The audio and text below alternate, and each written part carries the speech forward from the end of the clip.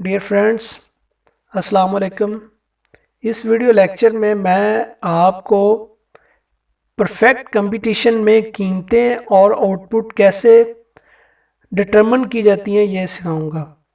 यानी मुकम्मल मुकाबला के तहत कीमत और पैदावार का तयन। सबसे पहले हम समझते हैं कि मुकम्मल मुकाबला क्या होता है। मुकम्मल मुकाबले से ये मुराद है कि मंडी में जो एक शय होमोजीनियस गुड है और उसकी एक ही कीमत है, और ना तो फर्म जो है अपनी मर्ज़ी से कीमत तब्दील कर सकती है और ना ही कोई सारफ अपनी मर्ज़ी से कीमत को तब्दील कर सकता है। मंडी में बेशुमार सारफ होते हैं और बेशुमार फर्म्स होती हैं। फर्म और सारफ एक ही कीमत रखते हैं। फर्म को भी पता होता है कि मैंने इस कीमत पे अपनी जो चीज़ है मंडी में बेचनी है, और सारफ को भी मुकम्मल पता होता है कि मैंने इसी कीमत पे ही जो है ना ये गुड मंडी के अंदर से परचेज़ करनी है। तो इसकी कुछ मफरूज़ात हैं वो हम स्टडी कर लेते हैं। पहले जी मुकम्मल मुकाबले की शराइत। पहले जी इकाइयों में यकसानियत, यानी होमोजीनियस प्रोडक्ट्स होनी चाहिए, एक जैसी प्रोडक्ट्स होनी चाहिए, डिफरेंट नहीं होनी चाहिए। यानी एक ही किस्म की प्रोडक्ट, किसी किस्म में कोई फ़र्क ना हो। दूसरा जी कसीर तादाद। इससे मतलब है कि सेलर और बायर की बहुत ज़्यादा मकदार मौजूद हो, यानी ख़रीदार भी बहुत ज़्यादा हों और फ़रोख्तकार भी बहुत ज़्यादा हों। तीसरी प्रॉपर्टी है आज़ादाना दाखला। अगर कोई फर्म मार्केट में एंटर होना चाहती है तो विद आउट एनी रिस्ट्रिक्शंस वो मार्केट में दाखिल हो सकती है। अगर वो मार्केट से एग्ज़िट होना चाहती है तो विद आउट एनी रिस्ट्रिक्शन वो मार्केट से एग्ज़िट भी हो सकती है। सारफ भी मंडी में आज़ादाना तौर पर आ सकते हैं, जा भी सकते हैं, यानी किसी किस्म की कोई हद बंद, किसी किस्म का कदगन ना हो। आगे जी आमलीन की रसद का लचकदार होना, यानी perfect elastic of factor of production. आमलीन पैदाइश जो हमारे चार हैं वो लचकदार हों, यानी ज़रूरत के तहत उनको हम इस्तेमाल कर सकें। आखिरी प्रॉपर्टी मुकम्मल वाकफियत। इसका मतलब यह है कि सारफ को भी मार्केट के मतलब क्लियर इंफॉर्मेशन होती है और फर्म को भी मार्केट के बारे में क्लियर इंफॉर्मेशन होती है, यानी दोनों पार्टीज़ को कंप्लीट मार्केट के इंफॉर्मेशन होती है। अब हम पढ़ेंगे मुकम्मल मुकाबला के तहत खत तलब, यानी डिमांड कर्व कैसे होगा। अब देखें, हमने लास्ट वीडियो में भी ये कर्व को डिस्कस किया था, दोबारा फिर मैं करने लगा हूँ। बेसिकली आपको पता है कि फर्म जितनी मर्जी चीज़ें बेचे उसने कीमत एक ही चार्ज करनी है जो मार्केट के अंदर है। यानी अगर वो एक गुड जो है ना वो सेल कर रही है तो सपोज आप प्राइस लगा लें 5 है, तो उसको रेवेन्यू हो गया है जी 5। अगर उसने 2 गुड किए हैं तो उसको रेवेन्यू हो गया 10। अगर उसने 3 किए हैं तो कीमत तो 5 ही रहनी है 15। तो इसमें देखें कि आपका टोटल रेवेन्यू तो इंक्रीज हो रहा है लेकिन जो मार्जिनल रेवेन्यू है वो कांस्टेंट है। तो इस तरह आपका एवरेज रेवेन्यू भी कांस्टेंट है। यानी क्योंकि मुकम्मल मुकाबला के तहत कोई फर्म अपनी मर्जी से कीमतें तब्दील नहीं कर सकती। अगर वो कीमतें एक जैसी वसूल कर रही हैं तो इसका मतलब ये हुआ कि उनकी प्राइसेस कांस्टेंट हैं और उस वजह से उसका एवरेज रेवेन्यू भी कांस्टेंट है। तो इसलिए ये हॉरिजॉन्टल होगी, इस तरह की होगी। आगे हम स्टडी करेंगे कि एक सनत के अंदर जो है ना वो डिमांड कर्व कैसी होती है। फर्म का तो हमने डिस्कस किया कि ये हॉरिजॉन्टल होती है। अब हम डिस्कस करेंगे कि एक जो सनत है, सनत का मतलब क्या होता है पहले ये समझें। फर्म होती है एक इंडिविजुअल यूनिट, एक इनफरादी इकाई को हम बोलते हैं फर्म। और सनत का मतलब होता है कि अगर काफ़ी ज़्यादा फर्म्स मिल जाएं तो उसको हम बोलते हैं सनत। तो इसमें हमने देखना है कि सनत का खत तलब कैसा होगा। ये एक फर्म का तो हमने देखा है कि जो डिमांड कर्व है वो इस तरह की होती है, हॉरिजॉन्टल होती है। तो अगर सनत का हो तो वो बेसिकली नेगेटिवली स्लोप्ड होती है, क्योंकि बहुत ज़्यादा फर्म्स जब इकट्ठी हो जाती हैं तो उनकी जो डिमांड कर्व होती है वो नेगेटिवली स्लोप्ड होती है। जी, फर्म की पैदावार का तयन, determination of the output of the firm, यानी फर्म जो अपनी पैदावार है वो कैसे उसका तयन करती है। तो आपको पता है कि हर फर्म का जो बेसिक मकसद होता है वो मुनाफे का असूल है, तो वो पैदावार उतनी ही करती है जितना उसको मैक्सिमम मुनाफा मिल सके।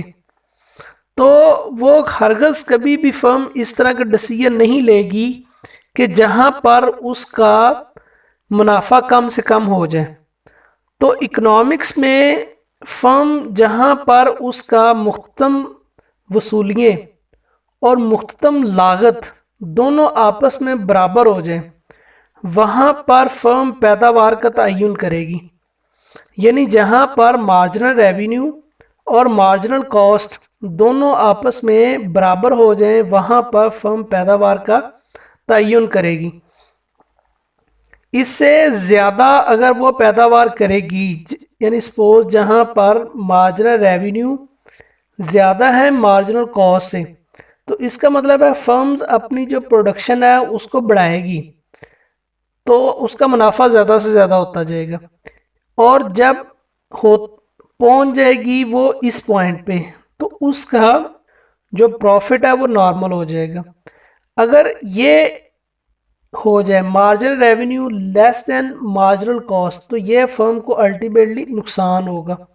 तो फर्म का यही मैक्सिमम पॉइंट है जहां पर उसको मुनाफा हो रहा होगा। इस डायग्राम में देखें, टोटल रेवेन्यू की लाइन बिल्कुल सीधी है। अब ये सीधी क्यों है? सीधी इसलिए है क्योंकि मुकम्मल मुकाबला में कीमत फिक्स होती है। एक ख़ास कीमत पर एक फर्म जितनी मर्जी गुड्स बेचे, उसको उसी कीमत पे ही उसने सेल करनी है और उसको वसूलियाँ भी उसी रफ्तार से ही आनी है। यानी उनके टोटल रेवेन्यू की लाइन फिर सीधी लाइन होती है। अब दूसरी इसमें लाइन है टोटल कॉस्ट।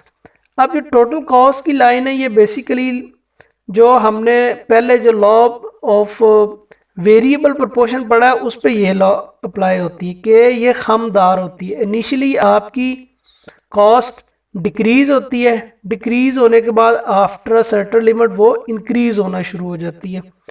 अब फर्म को ज़्यादा से ज़्यादा प्रॉफिट किस जगह पे होता है? तो आपने इसके जो, मैं इसको ज़रा क्लियर कर लूँ। अब ये ओरिजिनल है, ये वाली देखें, ये आपकी ओरिजिनल टोटल कॉस्ट है। आपने इसके ऊपर मास खींचना है, यानी टेंजेंट ड्रा करना है, एल एम। जहां पर टेंजेंट टच कर रहा हो उस पॉइंट पे देखें कि आपका वसूलियाँ और कॉस्ट का ज़्यादा डिफरेंस है, यानी आपकी कॉस्ट कम है वहाँ पे और वसूलियाँ ज़्यादा हैं, तो वहाँ पर जो फर्म है उसको ज़्यादा से ज़्यादा मुनाफा होगा और वो यही जो कम्बिनेशन चूज़ करेगी, OQ1। अगर इससे ऊपर जाएगी तो उसको नुकसान होना शुरू हो जाएगा। तो ये जो कॉम्बिनेशन है, इसी कॉम्बिनेशन पे ही एक फर्म को मैक्सिमम प्रॉफिट हो सकता है, क्योंकि उस यहाँ पर उसकी कॉस्ट मिनिमम है, तो इसके बाद कॉस्ट इंक्रीज होना शुरू हो जाती है।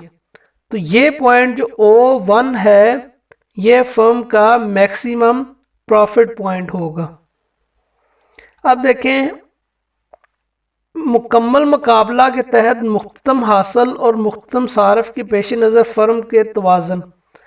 अब हमने पढ़ा हुआ है कि ये जो कर्व है हॉरिजॉन्टल, ये हमारी प्राइस कर्व है, डिमांड कर्व है, यानी ये price is equal to average revenue is equal to marginal revenue. अब मार्जिनल कॉस्ट कर्व ये कि आपकी ये इस तरह जो है ना वो जो है नीचे से ऊपर की तरफ जा रही है। अब इसका मतलब ये हुआ कि इनिशियली आपकी कॉस्ट डिक्रीज होती है, डिक्रीज़ होने के बाद इस पॉइंट पे मिनिमम, और फिर आपकी कॉस्ट इंक्रीज़ होना शुरू हो जाती है। तो पीछे हमने पढ़ा है कि मार्केट का तवाज़ुन किस जगह पे होता है, तो उस जगह पे होता है जहां पर marginal revenue is equal to marginal cost, यानी जहां पर मार्जिनल रेवेन्यू और मार्जिनल कॉस्ट मुख्तम वसूलियाँ और मुख्तम लागत दोनों बराबर हो जाएं, उस जगह पर फर्म जो है वो अपनी आउटपुट का तयन करेगी। अब यहाँ पर दो पॉइंट्स आ गए हैं, एक ये पॉइंट एस है और एक पॉइंट ये टी है। तो ये क्या, ये दो पॉइंट्स है जहाँ पर फर्म अपनी आउटपुट का तयन करेगी। अगर आप ये देखें ये पॉइंट एस, तो यहाँ पर जो फर्म है वो Q1 प्रोड्यूस कर रही है और यहाँ पर Q2 प्रोड्यूस कर रही है। अब इनमें से एक पॉइंट जो है एक फर्म चूज करेगी। तो अब ये हमने देखना है कि ये एक पॉइंट कौन सा होगा। अब सपोज हम देखते हैं कि पहले एस पॉइंट है, एस पॉइंट में देखें आपकी कॉस्ट डिक्रीज हो रही है। ये एस पॉइंट के बाद भी आपकी कॉस्ट बढ़ती नहीं है बल्कि डिक्रीज हो रही है। जब कॉस्ट डिक्रीज हो रही होती है तो इसका मतलब है आपके मुनाफाजात बढ़ रहे होते हैं। ये देखो, ये जो ऊपर वाली लाइन है यानी रेवेन्यू आपके ज़्यादा है, कॉस्ट कम है, तो इसका मतलब मुनाफा ज़्यादा आपको हो रहा है। इसी तरह इस पॉइंट पे देख लें जहाँ मैंने रेड निशान लगाया, इस पे भी देखें आपके रेवेन्यू ऊपर है और कॉस्ट कम है, यहाँ भी मुनाफा हो रहा है। और यानी ये वाला जितना भी एरिया है इस सारे एरिया पर फर्म को ज़्यादा से ज़्यादा मुनाफा हो रहा है। तो अब इसका मतलब है कि ये पॉइंट एस कभी भी चूज़ नहीं करेगी, क्योंकि अगर वो इससे ज़्यादा प्रोडक्शन करती है तो उसके मुनाफाजात बढ़ते चले जाते हैं। अब वो यहाँ पे बढ़ते बढ़ते बढ़ते पॉइंट टी पे आ गई है। अब टी पॉइंट पे इसका मतलब ये पॉइंट तो फेल हो गया कि यहाँ पर वो फर्म जो है वो पैदावार नहीं करेगी। क्यों नहीं करेगी? क्योंकि इससे आगे अगर इकाइयों को यूज़ करेगी तो उसको मुनाफा ज़्यादा मिलेंगे, तो वो एस पॉइंट पे नहीं बल्कि उससे आगे जाएगी टी पॉइंट पे। अब टी पॉइंट पर वो मैक्सिमम प्रोडक्शन करेगी। अगर टी पॉइंट के बाद हम चलते हैं, टी पॉइंट के बाद देखें आपकी जो मार्जिनल कास्ट है वो ज़्यादा है एवरेज रेवेन्यू से, यानी इस पॉइंट पे आपकी हर एडिशनल यूनिट आपको ज़्यादा से ज़्यादा आपको पे करना पड़ रहा है और उसके रेवेन्यू कम से कम है। तो ये फर्म जो है ना ये चूज़ नहीं करेगी। तो लिहाजा यही पॉइंट है जहां पर फर्म अपनी प्रोडक्शन को प्रेफर करेगी। तो ये मेरा YouTube चैनल है नॉलेज ब्रेन, तो ये वहाँ से आपको ये कंप्लीट इससे आगे की और पीछे की सारी वीडियोस मिल जाएंगी। नेक्स्ट वीडियो में मैं आपको इससे आगे जो परफेक्ट कंपटीशन मुकम्मल मुकाबला के तहत दूसरी जो डायग्राम्स और हालतें हैं वो डिस्कस करूँगा। थैंक यू जी, अल्लाह।